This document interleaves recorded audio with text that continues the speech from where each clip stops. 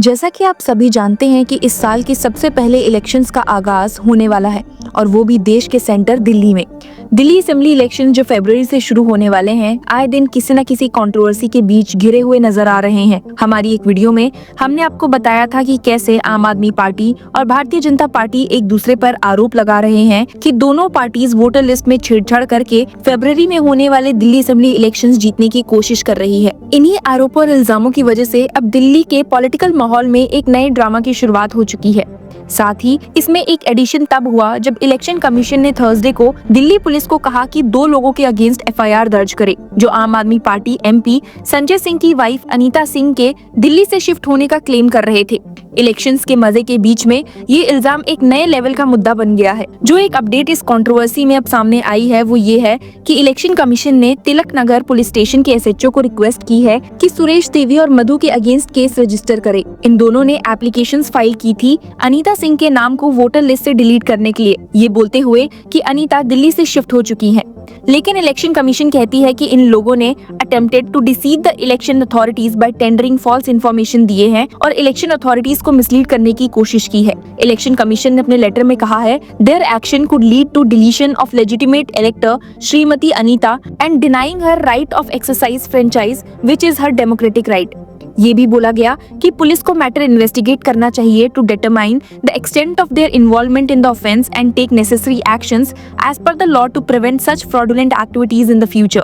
एक और शॉकिंग बात यह है कि इसी दिन संजय सिंह ने बीजेपी के अमित मालविया और मनोज तिवारी के अगेंस्ट लीगल नोटिस भेजा, जो कह रहा था कि अनीता सिंह का नाम दिल्ली और सुल्तानपुर उत्तर प्रदेश दोनों जगह वोटर लिस्ट में है। संजय सिंह ने प्रेस कॉन्फ्रेंस में वोटर लिस्ट का एक डॉक्यूमेंट दिखाया जो सुल्तानपुर का था, ये प्रूव करने के लिए कि उन्होंने और उनकी वाइफ ने अपना नाम ऑलरेडी हटा दिया है। उन्होंने कहा, my wife submitted an application to have her name removed from the Sultanpur voters list in January 2024. I submitted a similar application to delete my name back in 2013.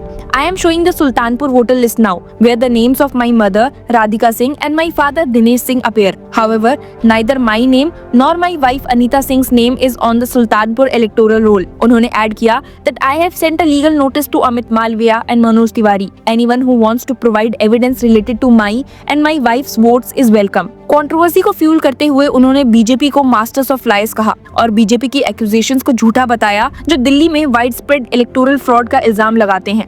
आम आदमी पार्टी ने भारतीय जनता पार्टी पर यह भी इल्जाम लगाया है कि वो Dalit community, economic backward sections, Purvanchali community और स्लम ड्वेलर्स के नाम वोटर लिस्ट से हटाने की कोशिश करते हैं, जो आम आदमी पार्टी का स्ट्रॉन्ग वोट बैंक माना जाता है। जहां एक तरफ दिल्ली के 70 असेंबली कॉन्स्टिट्यूएंसीज के इलेक्शंस फरवरी में होने की उम्मीद है, इसी बीच वोटर फ्रॉड के नए केसेस सामने आ रहे हैं। शाहीन बाग पुलिस स्टेशन ने वोटर आईडी फ्रॉड के 2 अलग केसेस रजिस्टर किए और 6 लोग अरेस्ट हुए जो आधार कार्ड और इलेक्ट्रिसिटी बिल जैसे फेक डॉक्यूमेंट्स यूज करते थे नए वोटर आईडी बनवाने या एग्जिस्टिंग वोटर डाटा चेंज करने के लिए। पुलिस अब भी इन्वेस्टिगेट कर रही है और ये पता लगाने की कोशिश में है कि ये इलीगल एक्टिविटीज कितने बड़े स्केल पर है। इसी इन्वेस्टिगेशन के चलते चीफ इलेक्टोरल ऑफिसर दिल्ली ने कहा है कि वोटर आईडी होना वोटिंग का गारंटीड राइट नहीं है। इलेक्टोरल रोल्स को अपडेट और इंक्लूसिव बनाने के लिए स्पेशल समरी रिवीजन की जा रही है, जिसमें 1 जनवरी 2025 क्वालिफाइंग डेट है। बूथ लेवल ऑफिसर्स ने 20 अगस्त 2024 से 18 अक्टूबर 2024 तक हाउस टू हाउस वेरिफिकेशन किया था, ताकि नए एलिजिबल वोटर्स को रजिस्टर कर सके और डुप्लीकेट या डिसीज एंट्रीज को हटाया जा सके। 29 अक्टूबर 2024 को ड्राफ्ट इलेक्टोरल रोल्स पब्लिश की गई थी और पब्लिक को क्लेम्स और ऑब्जेक्शंस फाइल करने का मौका दिया गया था। ये क्लेम्स और ऑब्जेक्शंस 28 नवंबर 2024 तक एक्सेप्ट किए गए और 24 दिसंबर 2024 तक डिस्पोज किए गए।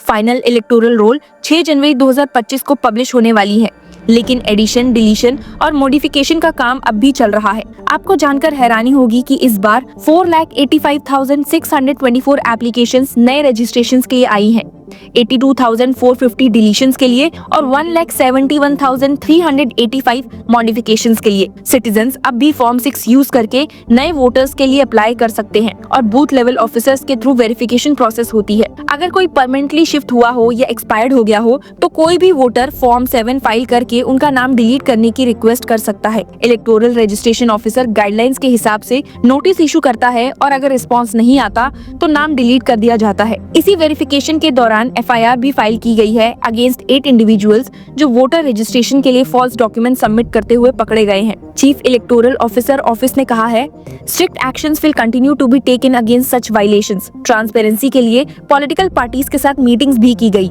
इलेक्शन कमीशन का कहना है कि किसी भी सिटीजन का मल्टीपल वोटर ID होना या मल्टीपल एंट्रीज होना रिप्रेजेंटेशन ऑफ पीपल्स एक्ट 1950 के सेक्शन 17 और 18 के तहत एक पनिशेबल ऑफेंस है। हर एलिजिबल वोटर को अपने डॉक्यूमेंट्स अपडेट करना जरूरी है और अपने डेमोक्रेटिक राइट्स का उपयोग करना चाहिए। आपको बता दूं कि ये पूरा प्रोसेस और इन्वेस्टिगेशन तब शुरू हुआ जब देश की 2 बड़ी पॉलिटिकल पार्टीज एक दूसरे पर एलिगेशंस लगाते हुए दिखाई दी। अरविंद केजरीवाल ने भारतीय जनता पार्टी पर सीधा इल्जाम लगाया कि उन्होंने न्यू दिल्ली असेंबली कॉन्स्टिट्यूएंसी में अनफेयर तरीके अपनाए हैं। केजरीवाल ने कहा, today I want to present some data from my New Delhi assembly constituency. BJP's Operation Lotus began in this constituency on 15 December. In just 15 days, they submitted nearly 5,000 applications for vote deletions and 7,500 applications for new additions. उन्होंने ये भी claim किया that this means valid existing voters are being deleted. Deleting a legitimate citizen's vote effectively stripes them of their citizenship. Kejriwal ने बताया कि जब उन्होंने 5,000 applications में से 500 को वेरीफाई किया तो पता चला कि 408 लोग वहीं 20-30 साल से रहते हैं। केजरीवाल ने एक और शॉकिंग बात बताई और कहा कि in one house 47 votes were added and in other 22 votes were added. But when inspected, those houses were found to be non-existent and this shows that it is a clear case of fraud. उन्होंने BJP की इस हरकत को blatant and brazen act of misconduct कहा और warn किया कि अगर 12% वोट्स मैनिपुलेट हुए तो इलेक्शन का कोई मतलब नहीं बनता। जहां आम आदमी पार्टी के सुप्रीमो ने ये बड़ा एलिगेशन लगाया, वहीं दूसरी तरफ बीजेपी भी पीछे नहीं रही। बीजेपी के दिल्ली चीफ वीरेंद्र सचदेवा ने इल्जाम लगाया कि आम आदमी पार्टी इलेक्टोरल रोल्स को मैनिपुलेट कर रही है। उन्होंने कहा, इन Narela alone over 2,000 people applied for new voter registration on December 24. Similar applications have been observed in various constituencies on 25th December, 26th December and 27th December. This is not mere coincidence but evidence of Arvind Kejriwal's manipulation plan affecting 70 constituency. Sachdeva का सवाल था, I want to ask Arvind Kejriwal, where did these voters aged 30 to 80 suddenly appear from during the assembly elections? Who brought them and what is their background? Union minister Hardeep Singh Puri ने भी आम आदमी party के आरोपों पर करारा जवाब दिया और कहा, I think when Arvind Kejriwal was in state hospitality, his mental equilibrium got disturbed. What is the vision of Arvind Kejriwal disruption? Arvind Kejriwal is left with very little time in government. ऐसे cases की वजह से election और voting का महत्व समझना जरूरी है और ये इंश्योर करना कि हर सिटीजन का वोट प्रोटेक्टेड और रिस्पेक्टेड हो। क्या दिल्ली असेंबली इलेक्शंस फेयरली और ट्रांसपेरेंटली पूरे हो पाएंगे? ये बड़ा सवाल अब सबके मन में चल रहा है। To get more updates on the voter fraud and manipulation, stay tuned with Law chakra.